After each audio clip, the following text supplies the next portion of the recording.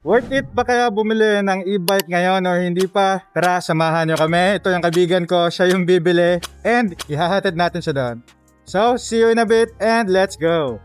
So nakarating na nga tayo dito sa N Electric Motors which is located at Minglanilla, Cebu City. Sa sobrang excited niya, hindi na niya tinignan ang iba pang mga display dito na mga NXT motorcycles. Pero iba din naman talaga tignan ang high-end at saka yung kanilang top of the line na motorcycle lineup ngayon for the NXT motorcycles. Yung katabi niya nga pala is ang NXT Voltaris Pro, yun yung sabi ng nagbabantay. So nung sinabi ng pwede nang i-ride test, agad-agad niya kinuha yung motorsiklo and sinubukan niya agad itong i-drive. Samantalang ako naman dito is nakikipag-usap-usap sa sales manager para naman malaman natin ano yung kanilang top selling motorcycles as of the moment. So nung malapit na siyang makarating, tinanong natin agad kung kamusta yung kaniyang experience. Dito na si e-bike. Sport mode ka to? Sport mode? Oo pa, kusog na ngayon. Busog na kayo? Bian man ka kung hindi mo i-cruise mode. Suway ka? Ha? Gano'n ka suway? Kaya lang eh.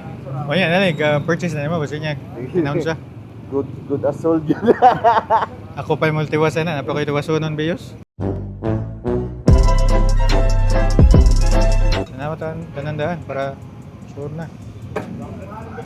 Ligid, musta? Kira sa tang ligid. Smooth kayo siya eh. Smooth siya? Very nice. So, this one is iPhone 12. Tingnan natin kung kasya. Okay, kasya naman. Yan, it's all good. Yun yung glove box natin. Isa lang yung glove box natin when it comes to this motorcycle. Tapos, signal check daw. Okay, may signal. Ilaw, signal. Okay, doing good. Oh, very nice.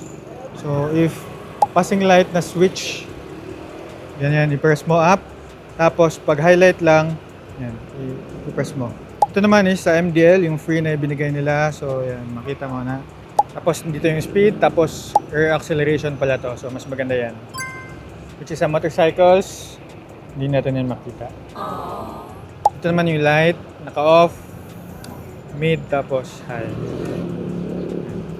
Meron tayong temperature, gear indicator, battery temperature, MCU temperature, motor temperature.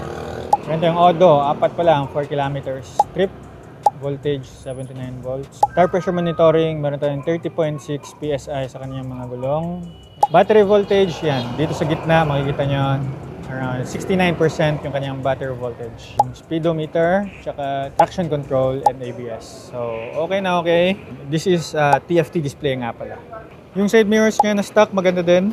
Naka blue lens and pwede mo yung liko-liko. Ayan. Siguro I can say dito, parang mas maganda if merong mga bar end or yung parang parang may something para pwede paglagyan ng handguard dito. Pwede mo paglagyan pang setup customizations.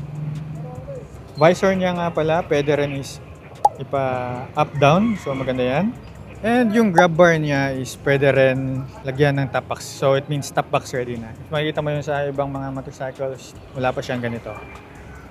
Meron na rin siyang kasama nga palang, tapos, ito, meron din siyang side stand na indicator if naka-stand tayo. And mag-automatically turn off siya.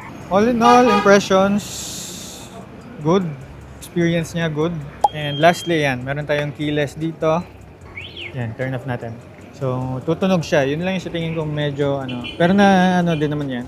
Na-adjust din naman yan. Pipindot mo yata to para mag-charge. Lalabas, which is nakita natin kanina.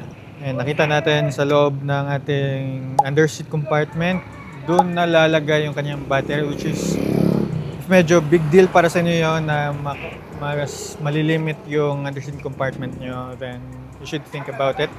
Kasi yun yung parang primary advantage naman ng mga motorcycles. And for the e-vehicles, ayan, LED na rin sa harap at sa likod. LED signal light. Kaka-install lang ng reflectors natin. Tapos meron din siyang camera. Yan yung isa sa mga napakagandang na-offer talaga nito. For the price that you're paying. Meron siyang mga built-in na ipapa-install mo pa sa mga Tapos, dito, hindi mo na need. So, ayan. May motorcycle, may Suzuki Gixxer, and the NXT. So, yan.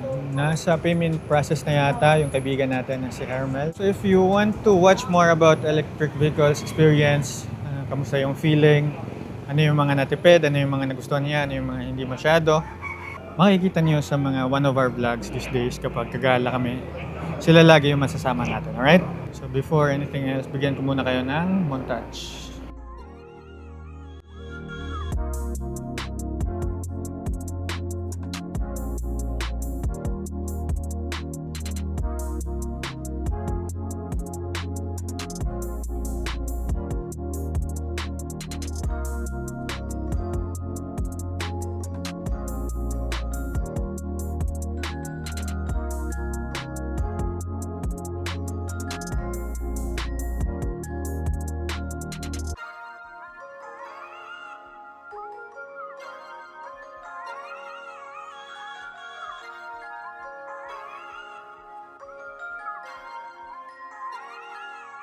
So, kararating nga lang natin sa kanila, no? So, andyan yung NXT and andyan naman yung kanyang Aerox. Basically, pag-usapan natin ano yung mga thoughts natin about this motorcycle, ano?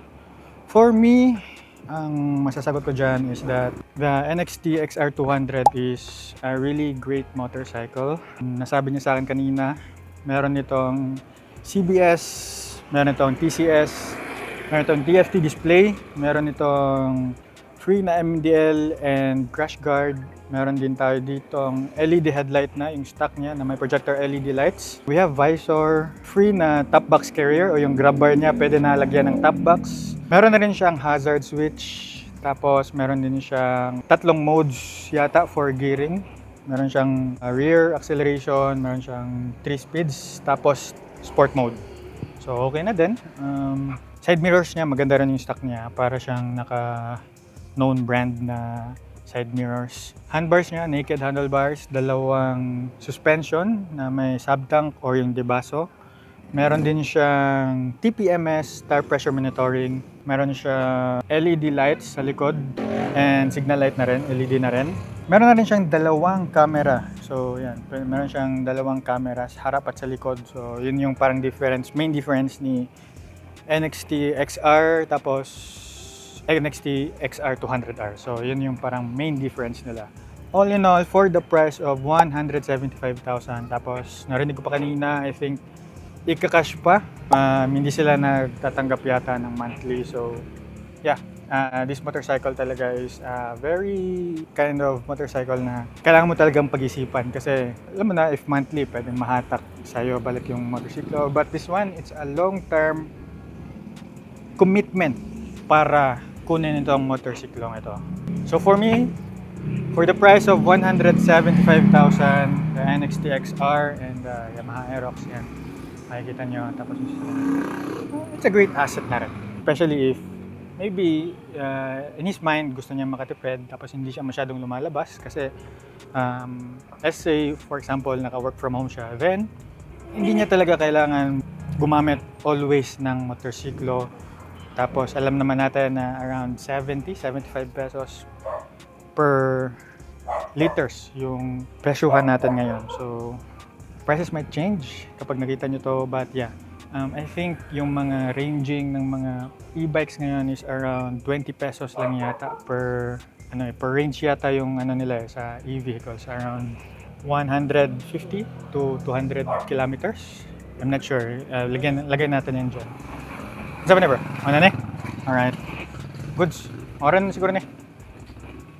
Shoutout bro. Shoutout. Go go. Pipickleball pa daw sila kaya medyo nagmamadali.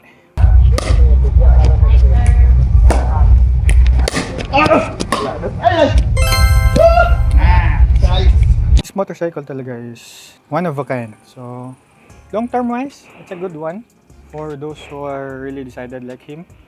Lagi siya nag-check, parang mas alam niya pa yata sa mekaniko yung mga usual problems or usual na hinaharap ng mga previous owners na for how many months na nag-o-own ng katulad niya na motorsiklo. So ayan. So do your research as well if medyo gusto mo talaga itong motorsiklong ito. Again, congratulations to my brother. Tingnan nyo na lang yung mga vlogs niya kasi sabi niya mas gagawa siya ng mga content ngayon. So, yan. Previously kasi yung mga ginagawa niya ng mga videos is the Yamaha Aerox. Pero ngayon, gagawa na siya for the NXT XR200. So, kita-kits tayo dyan sa videos niya. And also, see you on our next videos. Gagawa na tayo ng mga ride impressions na rin. So, yan. Always remember lang to ride safe and see you on my next video.